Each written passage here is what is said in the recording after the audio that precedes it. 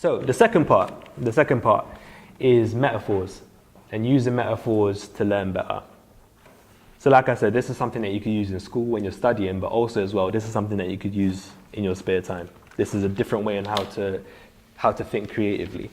So metaphors is basically this. It's the ability to compare something that you don't know too well with something that you know really well. It's the ability to compare something that's intangible and cloudy with something that is concrete and tangible, right? So if I was to ask myself, for example, what is the connection between quantum physics and oranges? Or if I was to say, what is the connection between McDonald's and democracy? Or if I was to say, what's the connection between ants, ant colonies and good companies? There may not be any connection, but once I make the connection, it becomes a metaphor. There's a reason why, if you look at the cultures of old, how they teach, they always taught in metaphors. Because if you're speaking to farmers and all they know is farming, you try to explain the universe through farming. You explain it through trees and the plants and all that kind of stuff. It's the oldest way of teaching simply because it's one of the easiest ways of learning. What I would say is, in you knowing how to make metaphors and in that practice of you making metaphors, you are also learning and you're also building your creative abilities.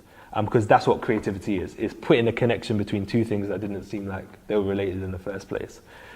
So in order to do that, to create a metaphor, if you're trying to learn something, ask yourself or say to yourself, this reminds me of ...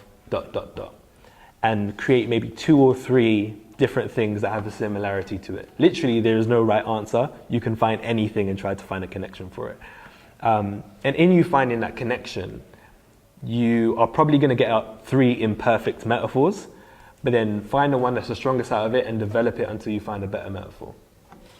So when you're studying something, ask yourself, how can I find a way of getting this new piece of information and connecting it to this thing that I know full well, right? And there's reasons for that. Number one, like I said, it's easy to learn.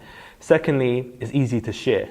So if I'm trying to learn politics, but I love football, and I have friends that love football, and I'm trying to explain politics to my friends, because they have a whole catalogue of information or knowledge based on football, it's easy to transfer that skill. And they'll be able to transfer that knowledge to their friends as well, if they both like football. The third thing is that there will be breakthroughs in your learning. So if I'm trying to study politics, trying to study football, the more I'm into football, I'll begin to get new breakthroughs in politics. And the more I'm into politics, I'll begin to get new breakthroughs in football, because I'm creating stronger connections between the two. So when you're studying something, ask yourself, how can I make a metaphor out of this in order for me to understand it better?